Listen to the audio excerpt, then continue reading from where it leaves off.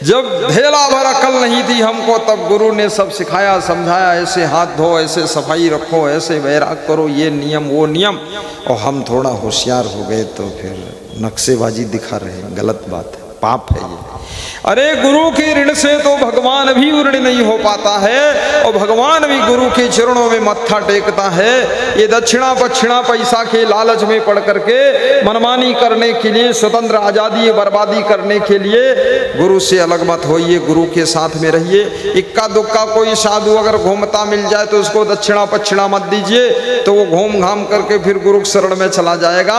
और ज्यादा इक्का साधु को दक्षिणा दोगे तो ऐसा मारेगा छक्का कि पीठ पर लगेगा मुक्का, और फिर तो मारोगे धक्का तो इक्का दुक्का। इसलिए मैं तो कोई इक्का दुक्का साधु भेजता ही नहीं ना, और ना मेरा कोई साधु भगत से पैसा मांग सकता। पैसा भी मांगना नहीं। क्यों मांगते हो पैसा भगत से? भगत हमको दे रहा, उसी में से तुमको दे दूंगा, उससे अलग से फोन करके मांगता, चोर कहीं का। कितने लोग मेरे नाम से भगत को ठग लेते हैं। मध्य प्रदेश में एक साधु घूम रहा था खरगोन जिले में, और भगत के घर गया, बोला हम तुम्हारा प्रोग्राम 35,000 रुपये में करवा देंगे, तुम 35,000 दे दो, हम गुरुदेव से करवा देंगे। उसने कहा यार 35,000 में तो साउंड सिस्टम ही नहीं आएगा, कैसे करवा दोगे? अरे बोले हम उनके पक्के चला। तो उस भगत ने मुझे फोन किया कि ये 35,000 में बोलता प्रोग्राम करवा दे। अरे मेरा चोर है, इसको 35 डंडा मारो। ये ठगवा है, 35,000 लेकर भाग जाएगा छोटा। मैं तो इसको जानता भी नहीं ये कौन है। अभी एक और साधु बन करके कहीं कुछ नाम बताता, कुछ बताता, मेरे यहाँ का है भी नहीं। वो बोलता मैं यहाँ से बोल रहा हूँ, गाड़ी का टायर फट गया है, भगत जी 2,000 रुपये डाल दो इस अकाउंट में। तो भगत बोलता अरे मेरा गुरु ऐसा है, एक टायर फटे के लिए पैसा मांगेगा?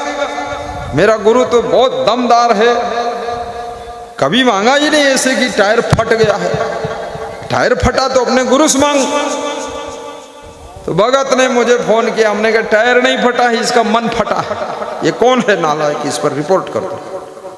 ऐसे ठग लोग घूम रहा है चुट्टा। इसलिए याद रखना,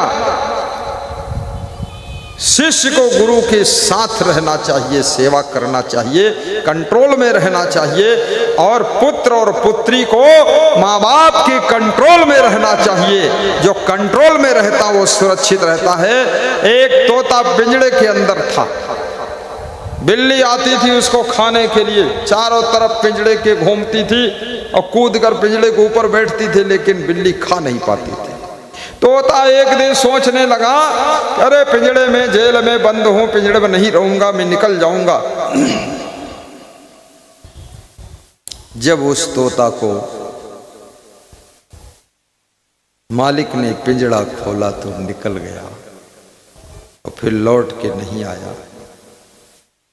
शाम को लौट के आया, मालिक सो गया था तो पिंजड़े के ऊपर बैठा था। बिल्ली आई, कूद कर तोता को पकड़कर गर्दन ऐंठ कर मार डाली और खा गई नोच करके। तब तोता को पता चला पिंजड़े के बंधन में ही जान सुरक्षित थी और बाहर बैठने से मार डाला गया। याद रखना, गुरु के ज्ञान के पिंजड़े में रहो, माता पिता के प्रेम के पिंजड़े में रहो, माता पिता के अंडर में रहो। शादी हो जाए तो भी बेटी को माता पिता से पूछना भी चाहिए, मनमानी नहीं करना है। और शिष्य को हमेशा गुरु के अंडर में रहना चाहिए।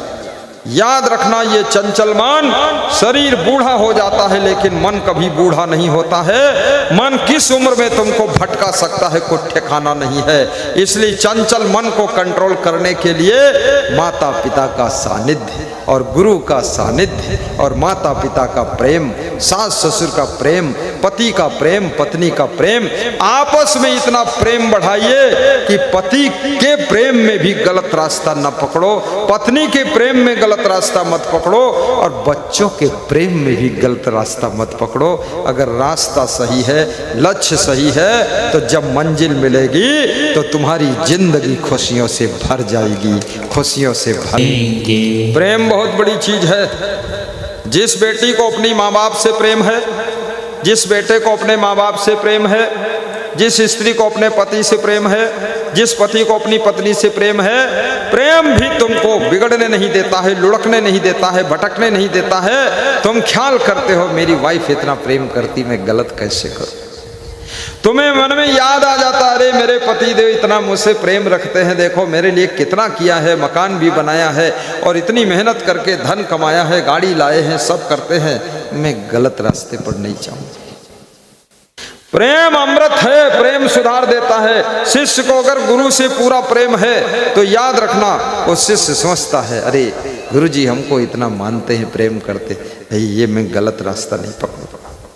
और गुरु को भी शिष्यों से, भक्तों से प्रेम होना चाहिए। गुरु को भी आजाद नहीं रहना चाहिए, उसको भी प्रेम के पिंजड़े में बंद रहना चाहिए। गुरु को भी प्रेम के बंधन में रहना चाहिए। भक्तों के प्रेम को याद करो, भक्त कितना प्रेम रखते हैं आपसे। कोई अंगूर ला रहा है, कोई मालपुआ करुणा शर्मा ला रही है, और कोई केला ला रहा है, कोई सेव संतरा ला रहा है, कोई काजू कतली ला रहा है। ये कितना प्रेम है। लोग स्वयं काजू कतली खरीद कर नहीं खाता है, जलेबी वलेबी लेकर खा लेता है सस्ता वाला। गुरु के लिए काजू कतली लाता है, गुरु के लिए सुंदर चप्पल ले आता है कि अब गुरु का चप्पल नया कर दूंगा। कपड़ा गुरु जी के लिए नया ले आए, कपड़ा मेरे लिए आज नया कपड़ा आया है। बैजनाथ जी की धर्म पत्नी ललिता देवी कह रही थी, नया कपड़ा है और सिलवा दिया हूँ और धुल दिया हूँ, प्रेस कर दिया हूँ, पहनना है आप। तो मैं दोपहर में फिर स्नान किया, फिर पहना नया वाला। अब नया पहन करके मैं भी नया हो गया। ये नया प्रवचन चालू। ये गुरु को भी सोचना चाहिए। लोग इतना प्रेम करते हैं, 100-100 किलोमीटर से आते हैं, दूर दूर से आते हैं, सबका मिला करके डीजल पेट्रोल भी 10-5 लाख का खर्च हो जाता है। इस प्रेम की तो मर्यादा रखना। अरे गुरु भगवान, त्याग तप में खरे उतरना और जिसको आशीर्वाद देना वो फलित हो जाए। जब आपकी तपस्या पूरी ठीक होगी तो आशीर्वाद भी फलित होता चला जाएगा। इसलिए गुरु को भी शिष्यों के बंधन में रहना चाहिए। लिए कमंडल अलग घूम रहे गुरु जी, गुरु इधर आ, तू बैठ, चेलों के साथ रहो, भक्तों के साथ रहो, अकेले क्यों घूम रहे हो? क्या बीड़ी पीना चाहते गुरु जी? ए चेला, तू अकेले क्यों जा रहा है? क्या करना, तमाकू खाना है? नहीं नहीं, कुछ नहीं खाना। कलकत्ता वाले भक्तों को आज्ञा देता हूं, उनको ट्रेन पकड़ करके कलकत्ता जाना है और वहां चुनाव चल रहा है, वोट देना है। अब किसका भाग्य उदय कर देंगे जाकर, ये आशीर्वाद। ठीक, विदा हो जाइए।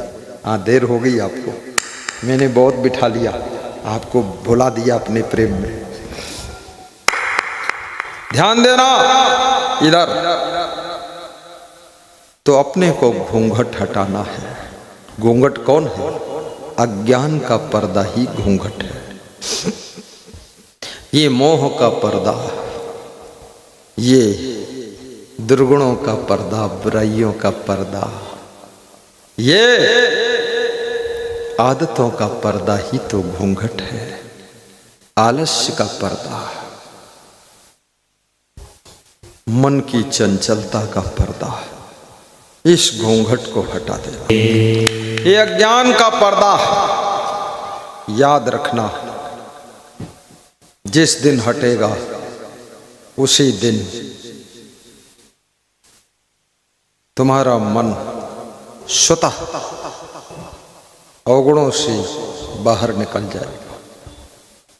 तुम्हारा आलस्य भी दूर हो जाएगा, क्रोध भी तुम्हारा ठंडा हो जाएगा।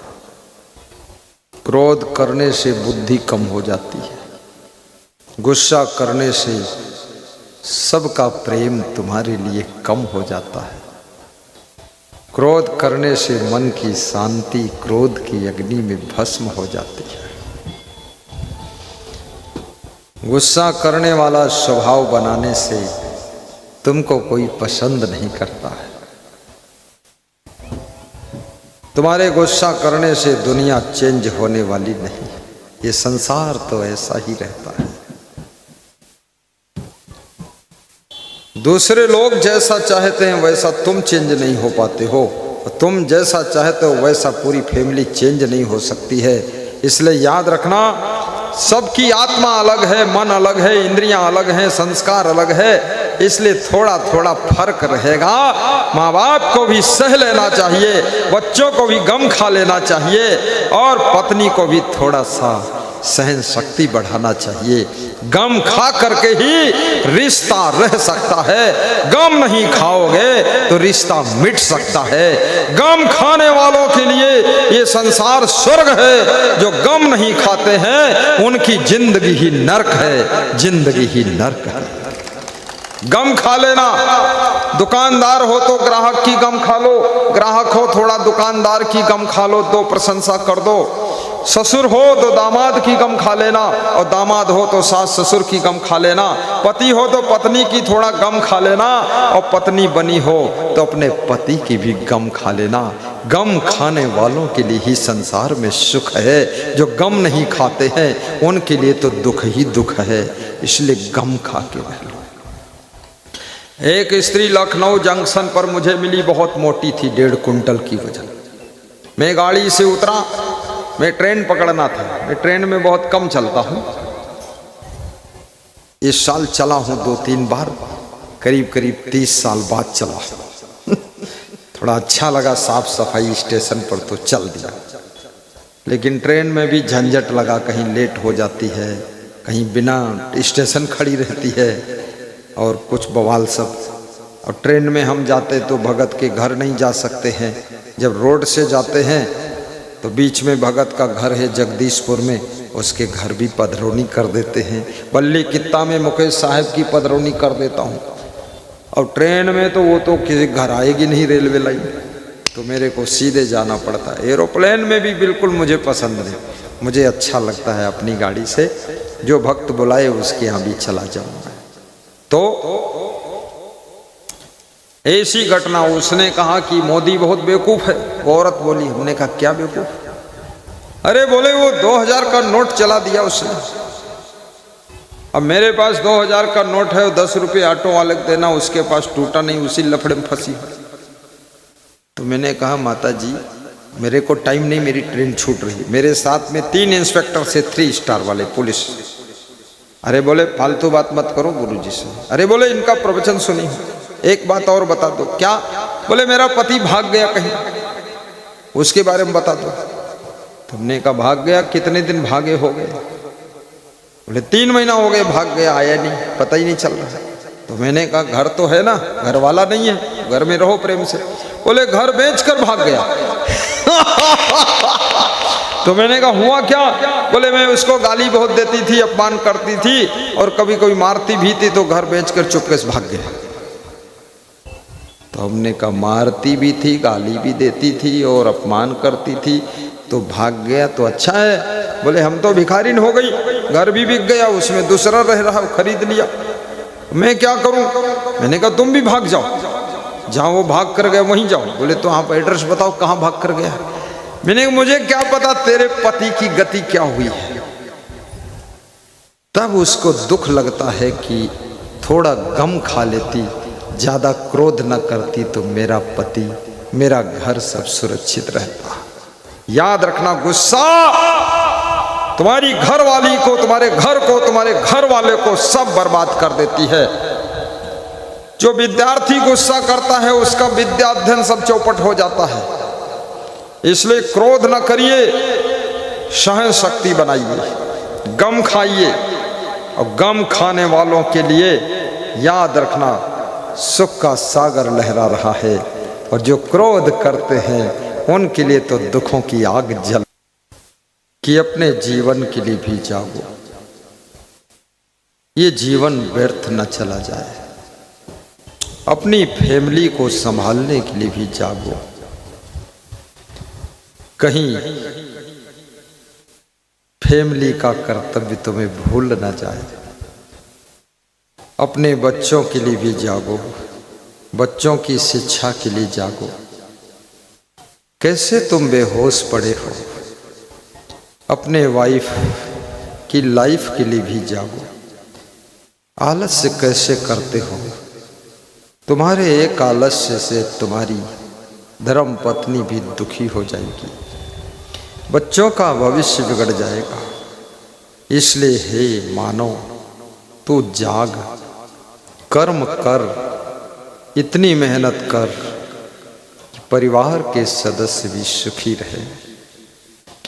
समय के लिए जागो, समय का सदुपयोग करने के लिए जागो, कहीं समय व्यर्थ न बीत जाए, इसके लिए भी जागो। प्रेम के लिए भी जागो, कहीं प्रेम टूट न जाए, इसके लिए भी जागिए, आपका प्रेम बना रहे। अपने बिजनेस के लिए भी जागो, बिजनेस कहीं चौपट न हो जाए। लापरवाही छोड़िए, होश में रहिए। हे साधु महात्मा, तुम अपनी साधना के लिए जागो, त्याग तप के लिए जागो, ब्रह्मचर्य के लिए जागो। ब्रह्मचर्य कहीं खंडित न हो जाए, कहीं तुम्हारा वैराग्य खो न जाए। संयम नियम के लिए जागो, तुम्हारा संयम टूटने न पाए, नियम छूटने न पाए, उसका भी पालन करो। गुरु भक्ति के लिए भी जागो, केवल संसार के मोह में पड़े रहकर जीवन गंवाना, भक्ति ना करना, निगुरा रहना, ये भी जीवन सोया हुआ ही जीवन है। इसके लिए भी जागो। शीघ्र गुरु मंत्र लीजिए, गुरु बनाइए, गुरु सेवा भी करिए। तुम पशु पक्षियों की सेवा करते हो, गाय भैंस की सेवा करते हो, परिवार की सेवा करते हो, समाज की सेवा करते हो। तुम्हारे जीवन की लिस्ट में गुरु भी होना चाहिए। थोड़ा गुरु का ध्यान करो और गुरु का ज्ञान सुनो। गुरु भक्ति के लिए भी जागो। बहुत सो चुके हो, अब मत सोना, अब जागने का वक्त आ गया है। उठो मानवे आँखें खोलो, सो चुके हो अब न सोना। उठो मानवे आँखें खोलो, सो चुके हो अब न सोना। स्वर्ण घड़ियाँ यदि कदाचिद खो चुके हो अब न खोना। स्वर्ण घड़ियाँ यदि कदाचिद खो चुके हो अब न खोना। अपने कर्तव्य के लिए भी जागो। मेरा क्या कर्तव्य है, इसको तुम भूल गए हो। अपने धर्म के लिए भी जागो, फर्ज के लिए भी जागो। तुमने कर्ज लिया है बैंक से, उसको अदा करने के लिए भी जागो। अब आलस्य करके आराम मत करो, थोड़ा ज़्यादा मेहनत करो, उसके लिए भी जागो। और गुरु का प्रोग्राम करने के लिए भी जागो। सब संसार में काम होता है, कम से कम तुम्हारे हाथों से एक बार प्रोग्राम भी होना चाहिए, उसके लिए भी जागो। घर की सफाई के लिए भी जागो। अच्छा घर बनाने के लिए भी अपनी चेतना को जगाओ। सर्विस के लिए जागो, शिक्षा प्राप्त करने के लिए जागो। तुम सोए हो, तुमको शिक्षा का महत्व पता नहीं है। Importance of the education in life, जीवन में शिक्षा का क्या महत्व है, इसको भी समझो। उसके लिए जागो, ऊंची शिक्षा प्राप्त करो, मन को एकाग्र करो। फैशन की हवाओं में उड़ो मत। ये श्रृंगार, ये मनोरंजन, ये खेल कूद, ये तो सब व्यर्थ की बकवास है, इससे भी जागो। 24 घंटे से अधिक समय नहीं है, मनोरंजन में समय मत गंवाओ। खेल कूद केवल व्यायाम के लिए करो, बाकी खेल कूद भी व्यसन मत बनाओ उसको। कितने लोगों के जीवन में खेल कूद भी व्यसन बन गया, मनोरंजन भी व्यसन बन गया, पूरी जिंदगी उसमें गुजर गई। उसके लिए भी जागो, होश में आइए। भाई रे नयन रसिक जो जागे, भाई रे नयन रसिक जो जाके। कबीर साहब कहते हैं, हे भाई, कोई ऐसा साधक भक्त सत्संगी मिल जाए जो नैन रस से जाग जाए। नैन का रसिक मतलब जो सुंदर रूप को देखकर मनमोहित होता है, ये नैन रसिक है। जैसे पतंगा दीपक को देख करके सम्मोहित होकर के दीपक की लौ में घुसता है और जलकर मरकर तड़फ कर खत्म हो जाता है, ऐसे ही जो नैन रसिक हैं उनकी दशा दुर्दशा पतंगे जैसी ही होती है। साहब कहते हैं, हे भाई, कोई तो जागो, सब एक ही घाट जा रहे हो। भाई रे नयन रसिक जो जागे, भाई रे नयन रसिक जो जागे। गाइए साहब, संत महात्मा भी गाते रहो, तुम भी गाते रहो, सुनते रहो। हे भाई, नयन के रसिक मत बनना। नयन ये रूप विषय से भी जागो, शब्द विषय से भी जागो, स्पर्श विषय, गंध विषय और शब्द स्पर्श रूप रस, रस विषय से भी जागो। रस विषय का मतलब है स्वाद विषय। स्वाद विषय से भी जागना है। ये मांस मछली अंडा मुर्गा खाने वाले ये स्वाद के लिए खाते हैं। क्या दाल चावल की कमी थोड़े है, लेकिन ये दाल चावल बेच करके मछली खाते हैं। कल एक माताजी बता रही थी कि मेरे घर में बहू भी मछली खाती है, मेरा पति भी मछली खाता है, और मछली जिस दिन लाता है तो ऐसे मुंह से सूंघते सूंघते उधर जाता है। मेरा मन होता है इसको सबको पीटूं, क्या करूं। हमने कहा तुम अकेली भक्त हो, मत पीटना, नहीं ये मच्छर गिद्धा तुमको पीट देंगे, गम खा के रह लो। बोले मन होता घर से भाग जाऊं, कहाँ जाऊं, क्या करूं। बोले तुम आते हो कभी कभी सत्संग में आ जाते हो तो चैन मिल जाती, लेकिन हमारे घर में पूरा गुरुदेव नरक बना हुआ है, सब मच्छर गिद्धा भरा हुआ, मच्छ कच्छ खा रहा है, और मछली इतनी बदबू देती है। फिर उसको लाते हैं, धोते हैं, काटते हैं, फिर कढ़ाई में तेल मिर्च मसाला प्याज डालकर छौंकते, फिर इतने धूर्त लोग चबा चबा कर खाते हैं। और मैं कहती हूँ दाल भात खा लो, बोले दाल बेच दूंगा, भात बेच दूंगा, अंडा खरीद के खा लूंगा। ऐसे मच्छर गिद्धे लोग मछली नाक थूक खखार बलगम टट्टी गोबर सब खाती, कोढ़ी अपाहिज मुर्दा को, और उस गंदी मछली को आदमी खाता है। छी छी छी छी, कभी नहीं खाना चाहिए। मूली खा लो, गाजर खा लो, चुकंदर खा लो, सलजम खा लो, दाल चावल सब्जी रोटी से अच्छा कोई भोजन ही नहीं। टाप का भोजन, आपका भोजन खा लीजिए।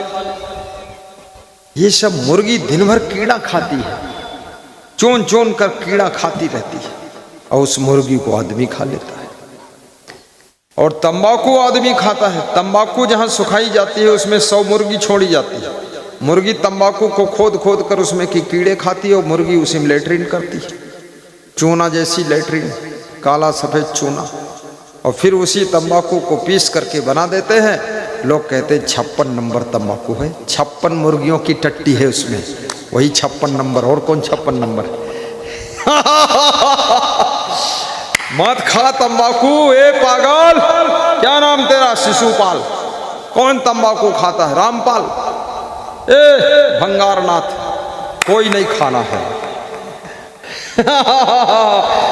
ए सिगरेट भी नहीं पीना, फालतू बकवास। मुंह से धुआं खींचो, नाक से धुआं निकालो। ये कोई ईंट भट्ठा की चिमनी है नाक क्या? कौन पीता है धुआं? धुआं भरने के लिए प्रकृति ने पेट के अंदर कोई गुब्बारा बनाया ही नहीं जिसमें बाहर से धुआं ले जाओ भरो। ज्यों ही तुम धुआं खींच के अंदर ले जाते हो, अंदर बैठा हुआ आत्मा रूपी परमात्मा तुरंत तुम्हें डांटता है और धुआं को बाहर फेंक देता, नाक से धुआं निकल जाता है, तुम्हारे दिमाग में नशा चढ़ जाता है, तुमको लगता है बड़ा सुख है। नशा में सुख है तो फिर भोजन मत करो। हर समय सिगरेट पीना, ना भोजन, ना चाय, ना नाश्ता, ना बिस्कुट, ना नमकीन, ना फल फ्रूट, तेरे ऊपर 1 ट्रक सिगरेट डाल दूंगा। चोर कहीं का, फालतू बकवास करता है। बीड़ी, सिगरेट, गांजा, चरस, तंबाकू, भांग, अफीम सब त्याग करके केवल दाल चावल सब्जी रोटी, सत्संग, भक्ति, गुरु दर्शन का नशा चढ़ना चाहिए, जो नशा सारी दुनिया के नशा को उतार देगा। ऐसा नशा सत्संग का चढ़ना चाहिए। बोलिए सद्गुरु भगवान की।